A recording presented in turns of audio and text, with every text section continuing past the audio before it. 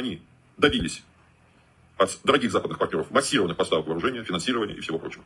Кроме того, я хочу отдельно отметить, что если в первые дни и даже первые 2 недели специальной военной операции дорогие западные партнеры воздерживались от конкретных акций в поддержку Украины, видимо, опасаясь каких-то последствий и не веря в то, что Украина продержится долго, то сейчас мы имеем совершенно обратную картину. Весь так называемый цивилизованный мир ринулся просто наперебой, толкаясь локтями, лезет помогать Украине. Австралия, Новая Зеландия. Еще месяц назад не было разговора о том, что 3 месяца назад не было разговора о том, что Финляндия и Швеция собираются в НАТО. Сейчас они не просто собираются, а вопрос о приеме в НАТО – это вопрос буквально считанных дней. По крайней мере, запуска процедуры принятия НАТО. Вопрос уже решен принципиально, остался только воплотить в жизнь. 3 месяца назад в Польше не планировали, судя по всему, вторжение на Украину. Сейчас этот вопрос стоит на повестке дня, и под него подводится в результате контактов Дуды и Зеленского просто уже подведена юридическая база. Как со стороны Варшавы, так и со стороны Киева. Теперь осталось только ждать реализации. С международной точки зрения теперь все чисто, юридически безукоризненно. Фактически речь идет о частичной ассоциации Польши и Украины в рамках некой конфедерации. Пока только очень общей, но тем не менее. 3 месяца назад Румыния сидела тише воды ниже травы. Вопрос с Приднестровьем не стоял слова вообще. Сейчас, я так понимаю, только какие-то неизвестные нам шаги Москвы в сторону Кишинева гарантируют Приднестровье от разгрома и оккупации со стороны Молдовы и Киева, но этот вопрос остается в витающем воздухе. То есть, к сожалению, на основании всех этих факторов я вынужден честно сказать. Если это не могут сказать в Кремле, и не скажут, наверное, ну ладно, скажу за них. Специальная военная операция полностью провалилась. Вторая, а по мнению некоторых даже первая армия мира, вооруженная высокоточным оружием, не имеющим мировых аналогов. Так российская пропаганда отзывается о своей армии. В это же время, по данным Генштаба Украины, потери РФ приближаются к 30 тысячам ликвидированных военных. Британская разведка 23 мая сообщает, что за 3 месяца войны против Украины Россия потеряла столько же, сколько за 9 лет в Афганистане. В середине мая Британия говорила о почти 50 тысячах потерь в сухопутных войсках РФ, а Минобороны России твердила, что потери в армии незначительны. Потерь в вооруженных силах России нет. Загальні бойові втрати. Потери противника с 24 февраля по 24 мая ориентировочно составляют личный состав около 29 350 ликвидировано, танков 1302. Боевых бронированных машин 3194, артиллерийских систем 606, РСЗО 201, ПВО 93, самолеты 205, вертолеты 170. Кроме того, оккупантам собирают гуманитарную помощь во многих регионах России. Иногда местные власти делают это принудительно. Ирина Чистякова ищет своего 19-летнего сына-срочника, которого отправили воевать против Украины в Харьковскую область. В последнем разговоре он рассказывал, что прячутся в подвале частного дома в Малой Рогане. ВСУ освободили населенный пункт еще в конце марта. Женщина утверждает, что сын не подписывал контракт. На горячей линии Минобороны РФ ей сначала сообщили, что он в плену, позже, что он без вести пропал. Ирина рассказала, что у сына не было ни боевого комплекта, ни даже военного жетона. Когда он мне позвонил, когда мы с ним разговаривали, и вдруг начался минометный обстрел и автоматные очереди, я говорю, это что, ты где вообще? Он говорит, ма, да и ладно, не переживай, сейчас постреляют, и, мол, все стихнет. Я говорю, он говорит, ну да, там вот так летает.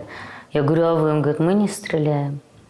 Я говорю, а где твой бронежилет? Где твой? У меня скриншоты есть, я же с ним фоткала. У него не было ни бронежилета, у него не было каски, когда он со мной разговаривал. У него вырвались, он мне сказал, говорит, у меня вырвались уже в Курске, вырвались берцы. Я, говорит, на проволоку приматывал подошву, чтобы ходить. Потом я его спросила про еду. Он сказал, спасибо некоторым местным, которые нам приносят, но нам даже воду не продают.